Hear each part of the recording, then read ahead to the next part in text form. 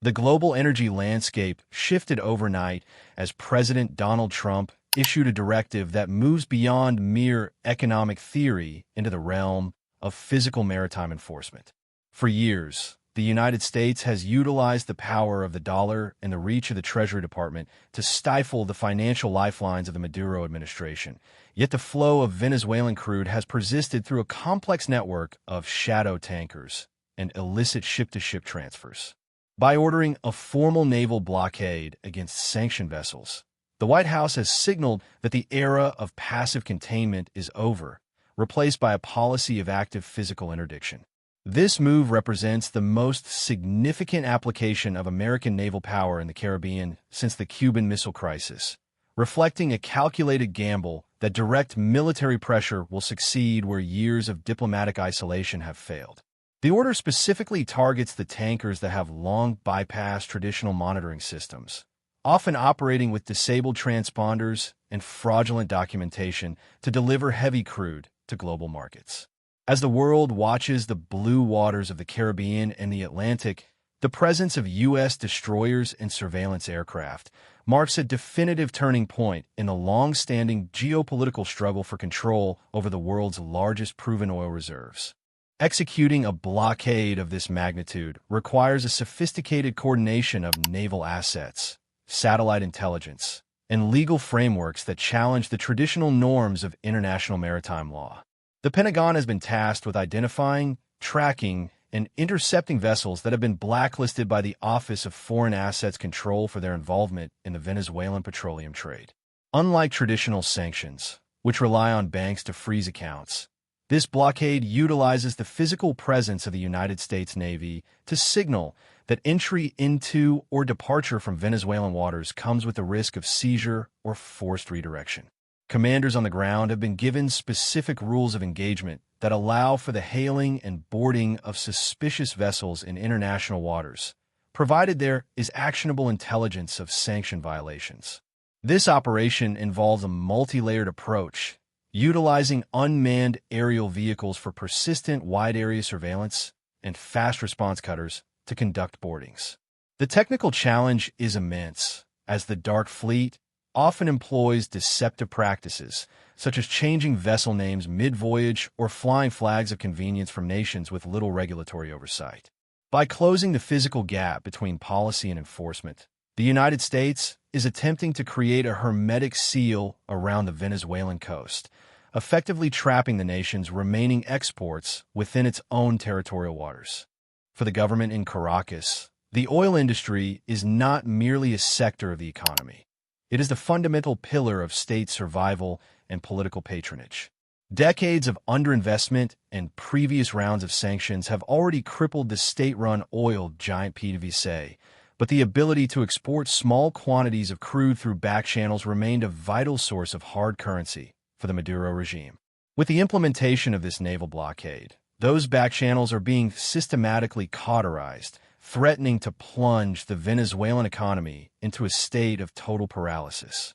The revenue generated from these clandestine sales was used to fund the military, import basic food supplies, and maintain a semblance of domestic stability. Without the ability to move product, storage tanks in the Orinoco Belt will quickly reach capacity, forcing a total shutdown of extraction operations that could take years to resume. Furthermore, the blockade targets the delivery of diluents and refined fuels that Venezuela desperately needs to process its own heavy crude and keep the domestic transport network functioning. The economic calculus is clear. By cutting the caloric intake of the state to near zero levels, the United States hopes to induce a breaking point within the ruling elite, forcing a transition of power that has remained elusive despite years of domestic protests and international condemnation. The decision to physically block oil shipments does not occur in a vacuum. It directly impacts the strategic interests of major global players, most notably China, Russia, and Iran. These nations have served as the primary facilitators of Venezuelan oil exports, often accepting crude as repayment for multi-billion-dollar loans or providing the technical expertise needed to bypass American financial restrictions. By deploying the Navy to stop these shipments, the Trump administration is effectively daring these rival powers to intervene, creating a high-stakes game of chicken on the high seas. Beijing views these actions as an infringement on the principle of free navigation and a direct threat to its energy security, as it remains a major consumer of Venezuelan heavy oil. Moscow, which has significant investments in the Venezuelan energy sector through Rosneft and other state-affiliated entities, views the blockade as an illegal act of aggression that undermines the sovereign rights of nations to trade freely. The potential for a maritime confrontation is high, as escort vessels from these nations could theoretically be deployed to protect their commercial interests, leading to a direct military standoff between nuclear-armed powers. This blockade is therefore not just about Venezuela. It is a demonstration of American willingness to use hard power to enforce its geopolitical will against any who oppose it. As the blockade takes hold, intense debate has erupted within the international community regarding the legality of such actions under the United Nations Convention on the Law of the Sea.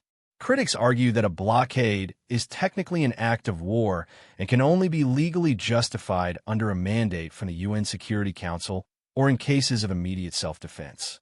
The U.S. administration, however, maintains that these actions are enhanced enforcement measures aimed at upholding international law and preventing the enrichment of a criminal regime. Beyond the legalities, humanitarian organizations are raising urgent alarms about the impact on the Venezuelan civilian population. While the sanctions are targeted at oil, the resulting economic collapse inevitably trickles down to the most vulnerable citizens, affecting the availability of medicine, clean water, and food. The oil-for-food dynamic is a delicate one, and the total cessation of exports could exacerbate an already dire migration crisis, sending millions more refugees into neighboring South American countries. Proponents of the blockade argue that the long-term suffering caused by the current regime far outweighs the short-term pain of the blockade. But the moral complexity of the situation remains a central point of contention in global forums. The tension between achieving a political objective and maintaining humanitarian standards is currently being tested on a scale that has few modern precedents. The announcement of a naval blockade sent immediate shockwaves through the global energy markets, causing a sharp spike in crude oil prices as traders priced in the loss of Venezuelan supply. Although Venezuela's total output has declined significantly from its peak, its heavy crude is highly valued by specialized refineries in the U.S. Gulf Coast and Asia, which are designed to process the dense, sulfur-rich oil. The sudden removal of this volume creates a supply gap that other producers, such as Saudi Arabia or Canada, may struggle to fill in the short term. Furthermore, the blockade introduces a significant geopolitical risk premium to the price of every barrel of oil traded globally, as investors fear the conflict could spread to other vital shipping lanes, such as the Strait of Hormuz. The shipping industry itself is in a state of high alert, with insurance premiums for tankers operating in the Caribbean skyrocketing overnight. Companies that have previously engaged in the Venezuelan trade are now scrambling to distance themselves from the region to avoid having their assets seized or being hit with secondary sanctions that could end their business.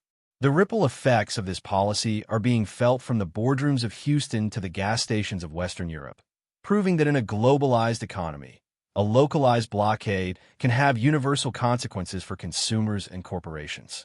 The operational reality of the blockade falls on the shoulders of the U.S. Southern Command, which must coordinate a massive surface and subsurface presence to monitor thousands of square miles of ocean. Naval strategists are utilizing a hub-and-spoke model, where large carrier strike groups provide the sensory umbrella, while smaller, more agile littoral combat ships and Coast Guard cutters perform the actual interceptions. The rules of engagement are designed to be firm, yet escalatory, beginning with radio warnings and progressing to physical maneuvers intended to force a vessel to change course. If a tanker refuses to comply, the Navy has the authority to disable the vessel's propulsion or use boarding teams to take control of the bridge. This requires a high degree of precision and restraint to avoid environmental disasters. A ruptured oil tanker in the Caribbean would be an ecological and public relations catastrophe. Sailors are being trained to handle non-compliant crews and to document every interaction to provide legal justification for the seizure. The psychological component of the blockade is equally important, as the goal is to make the risk of transporting Venezuelan oil so high that no captain or shipping company is willing to take the chance.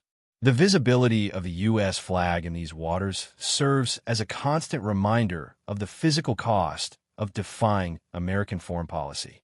For President Trump, this blockade is a centerpiece of his America First foreign policy and a fulfillment of promises made to a specific domestic constituency. With a significant Venezuelan and Cuban diaspora in key electoral states like Florida, a hardline stance against the Maduro government is a potent political tool that resonates with voters who demand more than just rhetoric. By taking decisive military action, the president is drawing a sharp contrast with his predecessors, whom he characterizes as weak for allowing the Venezuelan crisis to fester for so long. Domestically, the move is being framed as a matter of national security, with the administration arguing that a stable, democratic Venezuela is essential to preventing the spread of Russian and Chinese influence in the Western Hemisphere. However, the political risk is substantial. If the blockade leads to a prolonged military standoff or a dramatic increase in domestic gas prices, the president could face a backlash from his own base. The administration must balance the desire for a quick win in Caracas with the reality of a potentially long and expensive maritime operation. As the 2026 midterms approach, the success or failure of this blockade will likely become a central theme in a national debate over the use of American military power abroad. In Caracas, President Maduro has denounced the blockade as a criminal act of piracy and has vowed that the Venezuelan people will not be intimidated by what he calls Yankee imperialism. The Venezuelan military has been placed on high alert, and there are reports of increased activity among the country's fleet of Sukhoi fighter jets and coastal missile batteries. While the Venezuelan Navy is no match for the U.S. Atlantic Fleet in a conventional sense, they possess the capability to engage in asymmetric warfare, utilizing small, fast attack craft or naval mines to harass U.S. vessels. Furthermore, the Maduro administration is likely to lean even more heavily on its allies for support, potentially offering deep discounts on oil to any nation willing to run the blockade. There is also the possibility of flag swapping or the creation of new shell companies at an even faster rate to confuse U.S. intelligence. Beyond the military and economic response, the regime is using the blockade as a powerful domestic propaganda tool, attempting to rally the population around the flag by blaming the U.S. for the worsening shortages of food and medicine. The standoff has created a siege mentality in Caracas, where the government is betting that it can outlast the blockade by further repressing domestic dissent and relying on the clandestine support of its remaining international partners. Ultimately, the goal of the naval blockade is to catalyze a transition to a new government led by the democratic opposition, which the U.S. believes will restore stability to the region and reopen the doors to international investment. The administration envisions a post-Maduro Venezuela that is once again a major, reliable supplier of energy to the global market, free from the corruption and mismanagement that have defined the last 2 decades. However, the path from a blockade to a functioning democracy is fraught with uncertainty. History has shown that blockades can often lead to long-term stalemates rather than quick political changes. For the U.S. strategy to be successful, the blockade must be accompanied by a credible diplomatic plan that offers a way out for members of the Venezuelan military who are willing to defect. It also requires the support of regional partners in the Lima Group and the OAS to ensure that the pressure is not seen as a unilateral American imposition. As the ships patrol the horizon and the oil remains trapped in the earth, the world is witnessing a high-stakes experiment in coercive diplomacy.